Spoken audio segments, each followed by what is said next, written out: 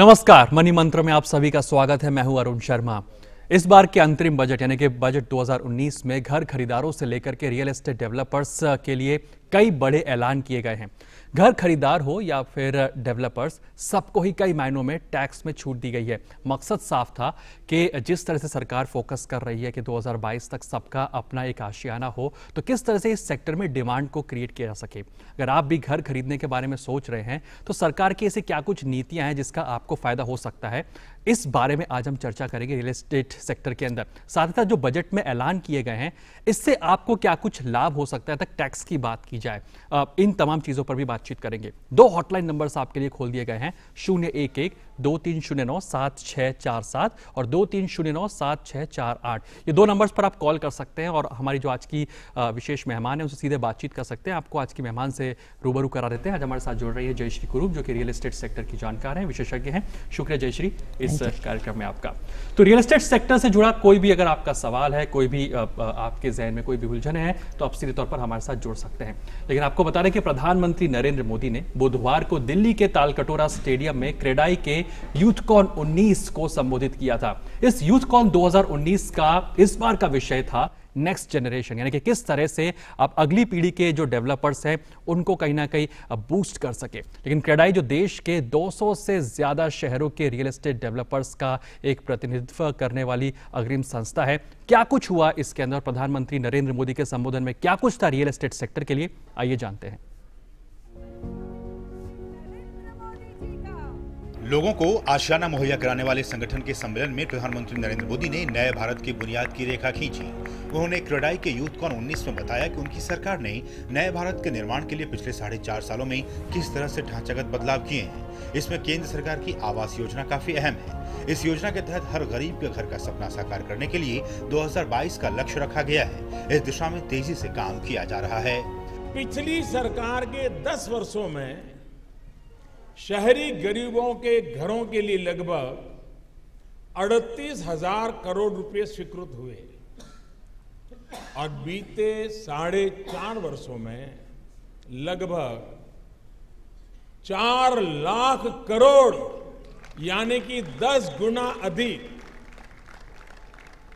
पिछली सरकार के 10 वर्षों में शहरों में गरीबों के लिए 8 लाख घर बनकर तैयार हुए और बीते 4.5 वर्षों में लगभग 15 लाख घर बनकर तैयार हो चुके हैं, यानी लगभग 2 गुना ज्यादा। यही गति है। प्रधानमंत्री ने कहा कि जब निस्वार्थ भाव से काम किया जाता है, नीति और नीयत दोनों स्पष्ट होती हैं। इसमें अपने और पराये भाव मिट जाता है, भ्रष्टाचार पर खुद ब खुद लगाम लग जाता है। प्रधानमंत्री आवास योजना और पहले की आवास योजनाओं में सबसे पहला अंतर तो नीयत का है। किसी नामदार की पब्लिसिटी के लिए ये योजना नहीं है। जब आप किसी योजना से नाम का या स्वार्थ का भाव निकाल देते हैं तो आपकी नीति स्पष्ट हो जाती है और इसलिए इसमें करप्शन का, अपने पराये का, मेरा तेरा का, ये सारा भाव खत्म हो जाता है। प्रधानमंत्री आवास योजना के तहत मुहैया कराए जा रहे घर महज सर छुपाने का ठिकाना नहीं है, बल्कि आधुनिक सुविधाओं से लैस आशियाने हैं, जहां बिजली, गैस सहित सभी मूलभूत सुविधाएं मौजूद हैं। प्रधानमंत्री आवास योजना के घर बन रहे हैं। ये घर पहले से भी बड़े हैं, इनमें टॉयलेट भी है, किचन में एलपीजी गैस कनेक्शन भी है, बिजली का कनेक्शन है, यानी सरकार की अनेक योजनाओं का समावेश इस घर में अपने आप ही उस व्यवस्था के तहत हो रहा है।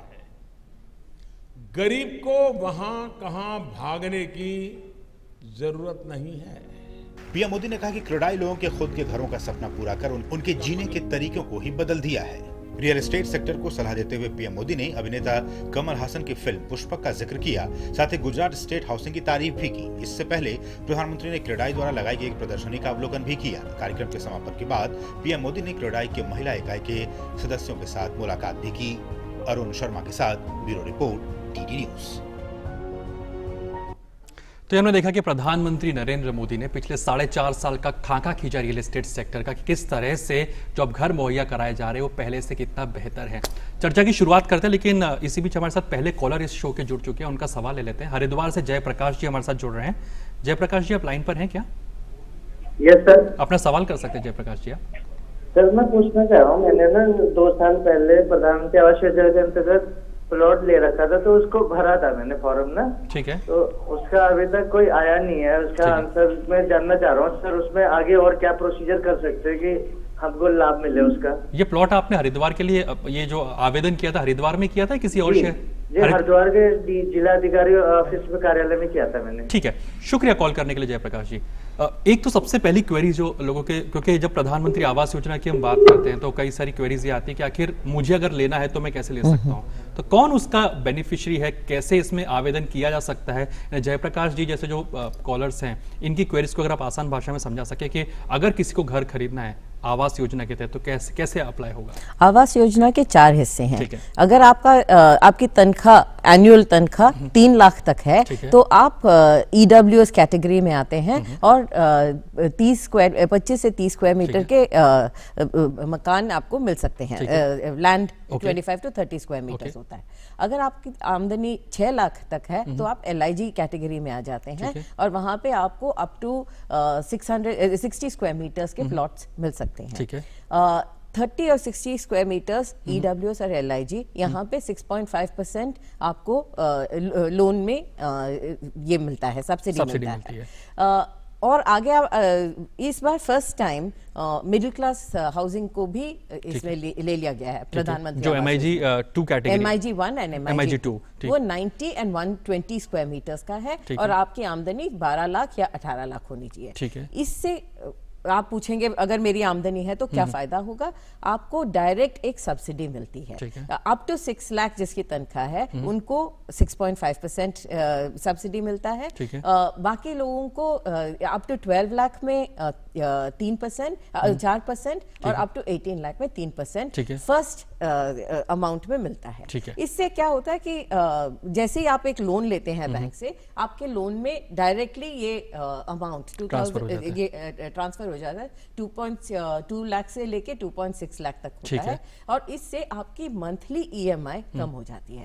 इसको कहते हैं CLSS। ठीक है, क्रेडिट लिंक सब्सिडी स्कीम। आप कह रहे हैं कि लगभग 2.5 लाख रुपए तक आपको सालाना आपके अकाउंट में मिल जाता है, लेकिन सालाना नहीं, एक बार मिलता है, मगर आपको सब्सिडी आपका मंथली EMI 2200 से लेके 2600 तक कम हो जाता है। ठीक है, लेकिन यहाँ पे अगर ये समझना चाहें कि आवेदन कौन कर सकता है और कहाँ जाके आवेदन करना पड़ेगा, क्योंकि जैसे कि जयप्रकाश जी पूछ रहे हैं कि मैंने आवेदन तो किया है लेकिन कोई रिवर्ट नहीं आया है। इन्होंने अपना इंटेंट किया, एक्सप्रेस किया है कि मैं प्रधानमंत्री आवास योजना में खरीदना चाहता हूँ। ठीक है। इसके तहत बहुत सारे स्कीम्स निकलते हैं, उस स्कीम में आपको अप्लाई करना पड़ता है और ड्रॉ ऑफ लॉट से आपको मिलता है। तो जहां पे इन्होंने अप्लाई किया है, अगर वो नंबर देख लें तो उस नंबर पे आप वो चेक कर सकते हैं कि उनका क्या स्टेटस है और कहाँ उनको चेक करना पड़ेगा उस ऑफिस में, प्रधानमंत्री वो आवास योजना का जो ऑफिस है कि वहां पे कौन से स्कीम्स निकल रहे हैं। ये ऑनलाइन भी है, वेबसाइट में जाएंगे, प्रधानमंत्री आवास योजना PMAY का स्कीम है, उसमें अगर आप जाएंगे तो उनको पता चलेगा कि उनके और अपना नंबर डाल के आप देख सकते हैं। गवर्नमेंट ने 2-3 दिन पहले एक ऐप निकाला है PMAY का, जिस ऐप में आपका जिसने भी अप्लाई किया है वो प्री लोडेड है। तो आप अपना नंबर डालेंगे, फोन नंबर डालेंगे तो ऑटोमेटिकली आपको अपना ये चेक करने को मिल जाएगा। ठीक है, लेकिन हम जैसे जो एक्सटीरियर्स में जाते हैं, आप दिल्ली से बाहर अगर NCR रीजन में चले जाइए, महाराष्ट्र में अगर आप एक्सटीरियर में चले जाइए, मुंबई के एक्सटीरियर में, तो हम कई जगह बोर्ड्स देखते हैं कि प्रधानमंत्री आवास योजना के तहत मकान बनाए गए हैं जो कि प्राइवेट बिल्डर्स बना रहे हैं। तो क्या वो भी इस स्कीम के तहत या इस स्कीम का पार्ट है जो प्राइवेट बिल्डर्स प्राइवेट कंस्ट्रक्शन कर रहे बिल्डर्स हैं? भी बना सकते हैं और प्राइवेट बिल्डर्स को प्रधानमंत्री आवास योजना के तहत बनाने में 100% सब्सिडी मिलती है। ATIBA का जो स्कीम है वो मार्च 2019 तक था, इस बजट में उसको मार्च 2020 तक बढ़ा दिया गया है। इससे ये होता है कि 2020 तक जो भी अप्रूवल हुआ है उन मकानों को बनाने के लिए डेवलपर को 100% सब्सिडी मिलता है। ये एक इंसेंटिव है ताकि प्राइवेट सेक्टर भी छोटे मकान प्रधानमंत्री आवास योजना के तहत ले सके। क्योंकि हमने बजट का पॉइंट उठा दिया तो बजट पे भी बातचीत कर रहे थे, क्योंकि बजट में कई सारी रियायतें दी गई हैं डेवलपर्स को भी और जो होम बायर है उनको भी। लेकिन एक कॉलर ले लेते हैं, हमारे साथ दिलीप कुमार जुड़ रहे हैं महाराष्ट्र से। दिलीप नमस्कार, क्या सवाल है आपका? नमस्कार सर। जी दिलीप, अपना सवाल कीजिए। जी मैडम नमस्कार, मैं आपके लिए घर खरीदा हूँ, 2017 में खरीदा था। ठीक है। एक्चुअली वो भी प्रधानमंत्री आवास योजना में सब क्राइटेरिया फुलफिल हो रहा है और बैंक से लोन लिया था और उसमें एक्चुअली मेरे को अभी तक सब्सिडी मिला नहीं है। ठीक है। तो उसके लिए एक्चुअली सब्सिडी के लिए अपने को क्या करना होगा? ठीक है, आपको पोजेशन मिल चुका है मकान का, आप रह रहे हैं? पोजेशन मिल चुका है। पोजेशन मिल चुका है, ठीक है। और कोई सवाल आप करना चाहेंगे इनसे? ये कहाँ पे है आपका मकान? मेरा मकान एक्चुअली उड़ीसा में है, कटक में है। और आप रह रहे हैं महाराष्ट्र में? हाँ, एक्चुअली मैं सर्विस करता हूँ। अच्छा, ठीक है, ठीक है, ठीक है। शुक्रिया कॉल करने के लिए दिलीप। सब्सिडी आने में समय लगता है या फिर किस तरह से होता है? एक्चुअली ये होता है कि जब आप मकान लेते हैं, आपने एक लोन तो ले लिया, फिर आपने सब्सिडी के लिए अप्लाई किया है और अभी ऑल टुगेदर इन 4 सालों में 4 लाख से ऊपर सब्सिडीज दे चुके हैं। मगर बैंक से ये क्लियर होना है, नेशनल हाउसिंग बैंक पे जाता है बैंक से और वहां से क्लियर होके आता है। इनको मिल सकता है मगर ये प्रोसेस थोड़ा स्लो है और जैसे ये कह रहे हैं ऐसे कई लोगों से हमने कंप्लेंट सुनी है कि CLSS के सब्सिडी के लिए तो अप्लाई कर दिया मगर वो अभी तक आया नहीं है, मगर वो अभी भी आ सकता है। और आपका जो लोन इंस्टॉलमेंट होता है वो तो 15-20 साल का होता है, तो जब भी ये आ जाएगा आपको वो 2600 रुपीज पर मंथ का बेनिफिट मिल जाएगा आपको। नहीं कि आज नहीं कल तो आ जाएगा। इनको फॉलो अप करना चाहिए, बैंक से फॉलो अप कीजिए और अगर आपको कोई प्रॉब्लम है तो PMAY के वेबसाइट में जाके अपना कंप्लेंट जरूर डाल दीजिए, मिनिस्ट्री उसको देख रही है, फॉलो अप करेंगे। लेकिन जो आपका नियरेस्ट बैंक है जहाँ से आपने लोन अप्रूवल कराया है वहाँ पे जाके आप फॉलो अप कर सकते हैं इस चीज को। ठीक है, आपने जो कि बजट की बात की थी इस बार, लेकिन इस बार जो बजट में जो अनाउंसमेंट की है, कितना लगता है कि क्योंकि डिमांड तो कई होती है, क्योंकि रियल एस्टेट सेक्टर हमेशा उनकी डिमांड एक लंबी फहरिस्त रहती है, लेकिन जो अनाउंसमेंट किए गए नोशनल जहाँ तक जो गेन की बात थी रेंट के ऊपर, उसको कहीं ना कहीं एग्जेप्ट किया गया, बढ़ाया गया है, कितना डिमांड को क्रिएट करेंगे जो ये तमाम अनाउंसमेंट्स किए गए हैं इस बार? This is the first time कि इतने सारे छोटे छोटे अनाउंसमेंट्स थे और बट फार रीचिंग इम्पैक्ट होगा। जब कोई भी किसी के पास एक सेकंड घर था और मान लीजिए आप अपने बच्चों के लिए खरीद रहे हैं, किसी और के लिए खरीद रहे हैं और आप इमीडिएटली नहीं यूज कर रहे मगर उसको बंद रखा हुआ है कि मुझे अगले 1-2 साल में यूज करना है, उस पे एक नोशनल रेंट लगता था और उस पे आपको टैक्स देना पड़ता था। इसको एक वैकेंसी टैक्स मान सकते हैं।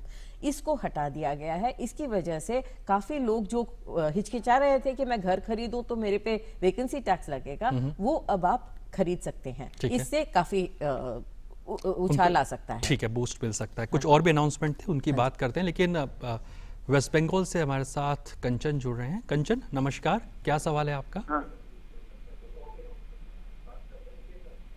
हेलो जी कंचन, आपकी आवाज मिल रही है, आप अपना सवाल कर सकते हैं। हाँ सर, मैं कंचन साधु का बोल रहा हूँ वेस्ट बंगाल से। जी बताइए। अच्छा, मैं सर्विस करता हूँ वेस्ट बंगाल में। ठीक है कंचन, टेलीविजन की आवाज को म्यूट कर दीजिए, बंद कर दीजिए, फिर डायरेक्टली सवाल कीजिए। आप डायरेक्टली हमारे साथ जुड़े हुए हॉटलाइन नंबर्स पर। ठीक है। अच्छा, मैं हेलो। हाँ, मैं सर्विस करता हूँ, तो मैं ये आवास योजना का फायदा कैसे ले पाऊंगा? ठीक है, आपकी एनुअल इनकम कितनी होगी अगर आप ये बता सके अप्रोक्सीमेटली? 5 लाख के अंदर है। 4 लाख 4.5 से 5 लाख के अंदर है। ठीक है, आपके नाम पर कोई मकान है, यानी कि किसी ने आपके नाम पर मकान कर दिया हो या कोई आपके नाम पे? नहीं, मैं एंसेस्ट्रल प्रॉपर्टी में रहता हूँ, मेरा पिताजी के नाम पे। अच्छा, फादर के नाम पे वो प्रॉपर्टी है। ठीक है, और आप किस एरिया में रहते हैं कंचन, अगर ये भी क्लैरिफाई कर पाए वेस्ट बंगाल में? Hooghly district, Chapdani municipality. ठीक है, शुक्रिया कंचन कॉल करने के लिए। एंसेस्ट्रल प्रॉपर्टी है, कैसे? नहीं, वो एंसेस्ट्रल प्रॉपर्टी में रहते हैं, उसकी वजह से इनको कोई बाधा नहीं है कि ये नहीं खरीद सकते हैं। ये इनका 5.5 लाख का सैलरी है, तो अप टू 6 लाख ये 60 स्क्वायर मीटर्स का प्रॉपर्टी खरीद सकते हैं अपने नाम पे। ये जॉइंट नेम पे होगा, आपका और आपके वाइफ के नाम पे, और इनको 6.5% सब्सिडी भी मिल सकती है, CLSS सब्सिडी। ये क्या LIG कैटेगरी में आएंगे? ये LIG कैटेगरी के अंदर आएंगे। तो 60 स्क्वायर मीटर्स का प्लॉट है, तो लगभग 650 ऑलमोस्ट 1000 स्क्वायर फीट का मकान मिल सकता है, which is almost 2 bedroom 2 BHK comfortable 2 BHK मिल सकता है। और ये उड़ीसा में, ये वेस्ट बंगाल में बन भी रहे हैं। तो इसके लिए आपको प्रधानमंत्री आवास योजना में अप्लाई करना है, और वहां पे आप प्राइवेट सेक्टर से खरीद सकते हैं या गवर्नमेंट अप्रूव्ड हाउसिंग खरीद सकते हैं। ठीक है, कुछ भी हो, आपको CLSS का बेनिफिट मिल सकता है अप टू 6.5। ये तो क्रेडिट लिंक सब्सिडी स्कीम की बात होगी, यानी कि ये फाइनेंस कराएंगे, इनको उस पे सब्सिडी मिलेगी। लेकिन अगर ये अप्लाई करते हैं तो क्या इस एप्लीकेशन के बाद में क्या होता है? क्या ड्रॉ निकाले जाते हैं? ड्रॉ निकाले जाते हैं। अगर PMAY के मकान है तो ड्रॉ निकाले जाते हैं। जब इनफ एप्लीकेंट्स आ जाते हैं तो एक ड्रॉ निकलता है और इनको मिल जाएगा। अगर ये प्राइवेट सेक्टर से जाके, मतलब एक प्राइवेट डेवलपर से भी खरीदे और अप टू 1000 स्क्वायर फीट का मकान खरीदे, तो CLSS सब्सिडी इनको तब भी मिल सकती है। प्राइस में डिफरेंस रहेगा? प्राइस में तो डिफरेंस रहेगा। जो PMAY का है उसका एक वो आई थिंक अबाउट 24 लाख तक उसका कैप होता है। प्राइवेट सेक्टर का कुछ भी हो सकता है, मगर इट डिपेंड्स ऑन कौन सा घर आपको पसंद है, किस तरह का मिल रहा है। चलिए, इसी बीच एक ब्रेक ले लेते हैं, और ब्रेक के बाद जब लौटेंगे तो रुपेश जो जलगांव से हैं वेट कर रहे हैं, हम उनका सवाल लेंगे, लेकिन आप बने रहिए मनी मंत्र के साथ। पक्की होगी बुनियादें तो हंसे हिंदुस्तान होगा। पहले करो शुरुआत करो, करो तो पक्की बात करो, पहले करो शुरुआत करो, करो तो पक्की। वंडर सीमेंट, एक परफेक्ट शुरुआत। पापा! अभी नहीं बेटा, थक गया हूँ। फिर से मुंह खोलो। अभी नाश्ते में क्या खाया था? आलू और कचौरी खाया डॉक्टर साहब। सब्जी लेने बहुत दूर गए थे? नीचे कल्लू की दुकान तक बेटा। ऊपर से नीचे, नीचे से ऊपर, और इतना थक गए क्यों? बच्चे आपसे कहीं ज्यादा फिक्र करते हैं आपकी, तो अपने लिए ना सही, बच्चों की खातिर अपना डायबिटीज और BP टेस्ट कराओ। अगर आपकी उम्र 30 साल के ऊपर है, आप तला हुआ खाते हैं या बिना वजह थक जाते हैं, तो इनकी तरह आप भी स्वस्थ आदतें अपनाओ, डायबिटीज और हाई BP से बचा पाओ। करो बंधन की ताकत से गौरव की पहचान है हम, शुद्धता के वादे से हर कदम साथ है हम। RINL Vizag steel. नमस्ते, ये है मेरा गांव। मेरे गांव की नींव अब पक्की हो गई है। पूछो कैसे? जब से गांव में पक्के घर बने। घर में बिजली होने से बच्चों की पढ़ाई अब अच्छी चल रही है। रसोई गैस से चूल्हे के धुएं से छुटकारा मिल गया है। घर में स्वच्छ शौचालय होने से परिवार के सदस्यों को अब खुले में शौच नहीं जाना पड़ता। घर पक्का होने से समाज में मान सम्मान बढ़ा है। अपने पक्के घर ने त्योहारों की खुशी को कहीं अधिक बढ़ा दिया है। ये सब मुमकिन हुआ है प्रधानमंत्री आवास योजना ग्रामीण के कारण। तो हुई ना मेरे गांव की नींव पक्की। हाउसिंग फॉर ऑल, सबके लिए घर, ये हमारा सपना भी है और संकल्प भी है। तो तुम्हें लड़का कैसा चाहिए? कम से कम 5 स्टार रेटिंग वाला। 5 स्टार रेटिंग? 5 स्टार रेटिंग वाला लड़का? नहीं पापा, 5 स्टार रेटिंग वाले शहर का लड़का। स्वच्छ सर्वेक्षण 2019 के तहत सरकार ने स्टार रेटिंग प्रोटोकॉल की शुरुआत कर दी है। अब हर शहर स्वच्छता के आधार पर पाएगा स्टार रेटिंग। ये स्टार रेटिंग घर घर से कूड़े के कलेक्शन और उसके वैज्ञानिक निपटारे इत्यादि पर आधारित है। इसके अलावा सार्वजनिक स्थानों की सफाई के आधार पर भी रेटिंग होगी। स्वच्छता स्टार के बिना कैसे मिलेगा मुझे मेरा सुपरस्टार? आवासन और शहरी कार्य मंत्रालय द्वारा जनहित में जारी। स्वागत है एक बार फिर से आपका मनी मंत्र में, जहां हम रियल एस्टेट सेक्टर प्राइमरीली इस पर चर्चा कर रहे हैं। रुपेश हमारे साथ जलगांव से मौजूद है। रुपेश, क्या आपको मेरी आवाज मिल रही है? रुपेश, क्या आप लाइन पर हैं? हाँ सर। हाँ रुपेश, अपना सवाल कर सकते हैं आप। सर, मामा जी के पास में घर नहीं है सर, तो हम अप्लाई कैसे कर सकते हैं प्रधानमंत्री आवास योजना में? नहीं, एक बार सवाल दोहराइए। मामा जी का? मेरे जो मामा जी है ना सर। हाँ हाँ हाँ, तो उनके पास में किराए के घर ले रहे हो, तो आवास योजना के लिए कैसे हम आवेदन कर सकते हैं सब कुछ? ठीक है। इनकी आमदनी हाँ, आपकी वही आपका कितने, आपकी कमाई कितनी है सालाना, कितना कमा रहे हैं, और आपकी उम्र कितनी है? सर 25 साल के सर वो। और आपकी आमदनी कितनी है सालाना? अप्रोक्सीमेटली कितनी आय होगी आपकी? स्पष्ट नहीं है इनकी आवाज, लेकिन ठीक है, इनका सवाल समझ में आ गया। एक और कॉलर ले लेते हैं। गोविंद अगर हमारे साथ लाइन पर है छत्तीसगढ़ से, तो इनका भी सवाल ले लेते हैं। गोविंद, क्या आप लाइन पर हैं? हाँ जी। हाँ गोविंद, आप अपना सवाल कर सकते हैं। हाँ जी, मैं ये पूछना चाहता हूँ कि मेरी आमदनी जो है 12 लाख है। ठीक है। और ये जो पेपरों में जो विज्ञापन आता है सर, ये 2 BHK 3 BHK का, जो मान लीजिए कि 2 BHK का 17 लाख बताया, ठीक है, तो उसके ऊपर हमको और कितना देना और लगता होगा, जो हम सही जान नहीं पाते हैं? ठीक है। ये आप छत्तीसगढ़ की ही बात कर रहे हैं? जी सर, जी सर। ठीक है। कोई और सवाल करना चाहेंगे कि 15 लाख से ऊपर के जो मकान है, क्या आप ले सकते हैं? हाँ, ले सकते हैं। ठीक है। इस पे और भी विस्तार से बातचीत कर लेते हैं। गोविंद, शुक्रिया कॉल करने के लिए। दो कॉलर्स थे। इनसे पहले जो कॉलर थे उनका कहना है कि रेंट पे कहीं पे अपने रिलेटिव क्या रह रहे हैं और क्या आप अप्लाई कर सकते हैं। एनुअल इनकम हालांकि क्लियर नहीं हो पाई, लेकिन 25 साल उम्र है, तो मैं मान रहा हूँ कि शायद LIG के दायरे के आसपास होंगे। 5-6 लाख 6 लाख तक अगर आपकी आमदनी है, तो आप CLSS का के LIG या MIG में, LIG या EWS में ले सकते हैं। ठीक है। 3 लाख की है तो EWS, 6 लाख है तो LIG। LIG 60 स्क्वायर मीटर के प्रॉपर्टी होता है, लगभग 1000 स्क्वायर फीट तक आ जाता है। EWS रफली अबाउट 500-525 स्क्वायर फीट का प्रॉपर्टी है। ठीक है। ये आप खरीद सकते हैं। आप इस पे CLSS credit link subsidy scheme का सब्सिडी भी ले सकते हैं, अगर आपने बैंक लोन लिया हो तो।